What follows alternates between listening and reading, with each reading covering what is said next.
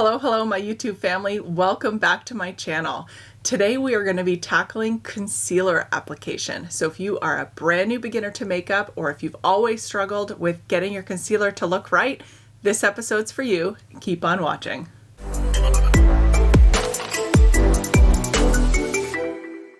Hello, we are zoomed in and ready to go.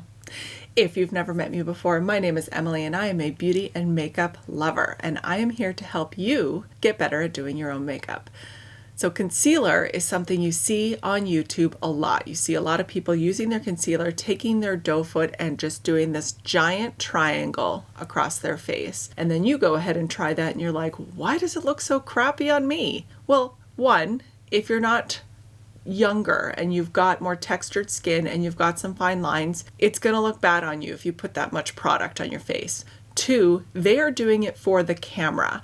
So cameras and the lights that we use to film these videos will blow out some of the imperfections in how makeup looks after putting it on. So they can cake on all this concealer and have it look fabulous because the lights will diffuse the errors. But you don't have studio lights following you around all day, and so you need to do your concealer so that it looks good in real life. And so I'm going to give you some tricks today on how I do that and how I apply my concealer on my aging under eyes with my fine lines and often some bags, and how to correct where you need to correct and how to not put extra product where you don't need it. So the first thing you need to do is get a concealer. So I've chosen a concealer that has a bit of a peach undertone, and this will help correct the discoloration that I am trying to cover. But I'm not going to go too far into color theory in this video. Choose a concealer that's just 1 or a half shade lighter than your foundation. If you're looking for brightening, then you can go maybe 1.5 shades lighter, but you don't want to go too much lighter than your actual foundation shade. When it breaks down and starts to settle into your pores, you're going to end up having little pinpoints of white all over your face, and it's going to look real weird. Make sure you're not choosing a concealer that's too light for your complexion. I have chosen a peach undertone concealer, so it will help me correct the darkness that I have in the corners of my eyes. But play around and try and choose a concealer that's not too light for what you're looking to do. Now, step number 1, don't just take your doe foot and swipe it across your face.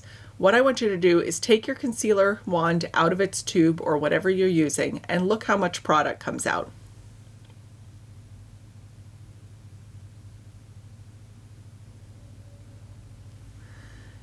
That is a lot of product. And as soon as you put that, and a lot of people start right here, you're going to get a glob of concealer in that spot, and it's going to be harder to diffuse. And it's going to immediately start to want to collect and glob into those lines under your eyes. So what I do is I actually use a mixing palette. I use it for my foundation as well. And I put my concealer on my mixing palette. Therefore, I am in control of how much and where the concealer is going. Now the other thing I do is I use a brush to do my initial concealer application. So once you've got your concealer on your palette, you need to decide where you want to apply your concealer. Are you looking to brighten up the center planes of your face? Are you looking to correct discoloration? Or if you're like me and you have hooded eyes and you want to lift the outer corner, these are the places you want to apply your concealer. You don't want to apply a giant triangle because you don't need to lighten this part. You're going to be putting bronzer here, so you don't need to lighten way down here. You can put a little concealer along the fold of your smile line if you're looking to lighten that up and make it look a little less prominent, but only put your concealer where you're looking to actually correct or hide something. I actually like to use a brush to lay my concealer down initially, because then I am in control of where it's going. If I just put that big glob in and then try and pat it in, absolute disaster. I tap my brush into the product on my palette and just get a little bit on the brush. And then I look in the mirror and I want to decide where I want to put the highest concentration of concealer. So for me, it's going to be right here. So I just start patting it in that particular area.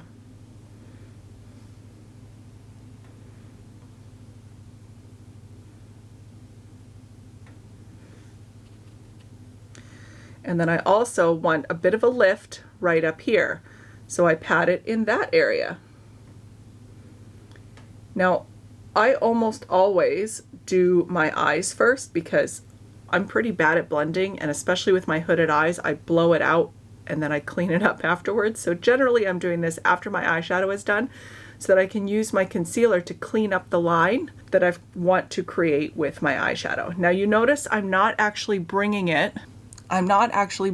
right under here. And I'll tell you why.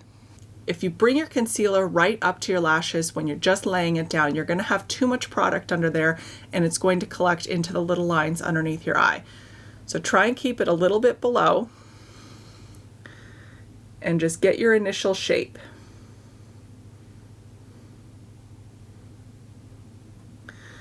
So now you've got your initial shape of where you want your concealer. Take your damp sponge and make sure you've wrung it out. If you want to know how to actually dampen a sponge properly, look at my foundation video. I will link it up in the cards and down below.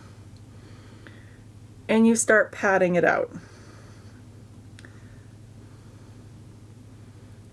Just small patting motions. You want to stay in the area where you want to keep your concealer. So you don't want to start patting it all over. You want to squeeze your sponge and pat along where you've applied that concealer. And I like to go from the center out first. Then I take a good look and I see if I've got any excess concealer and I pat the other way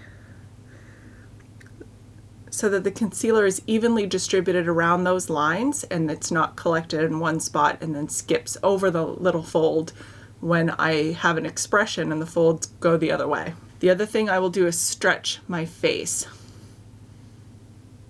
It's real cute. By stretching your face and evening out that skin that you're trying to actually conceal and correct, it will help you get a more even application. So that, you can see, has corrected a little bit. Now if you want to add a little bit extra coverage, you can go back and add a touch more just where you want it. So I want a little more right here.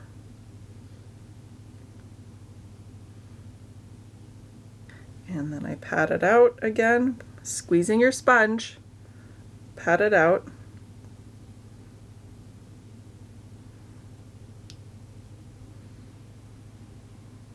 And I'll zoom you back in and show you what it looks like all patted out.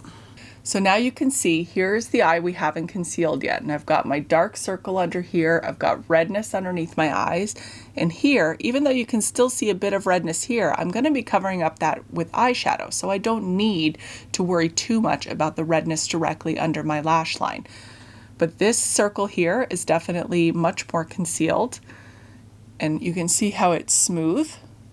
There's no extra product collected in my tear duct area from using the doe foot to swipe it on.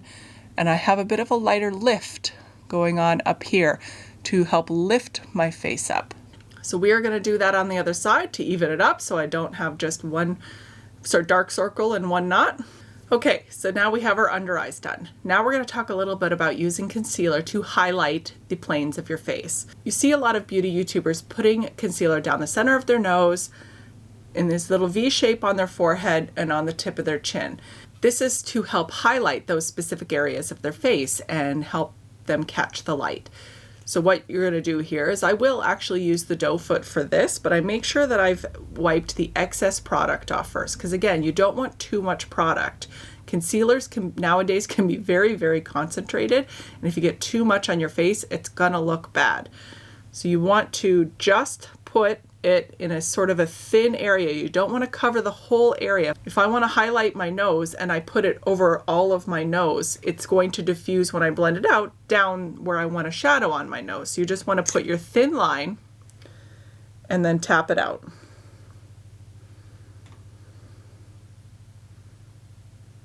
And now look, the center plane of my nose is highlighted. You can actually see a much more defined line on the outsides of my nose, and I haven't even used a contour. So that is why we use concealer, to highlight the planes of the face.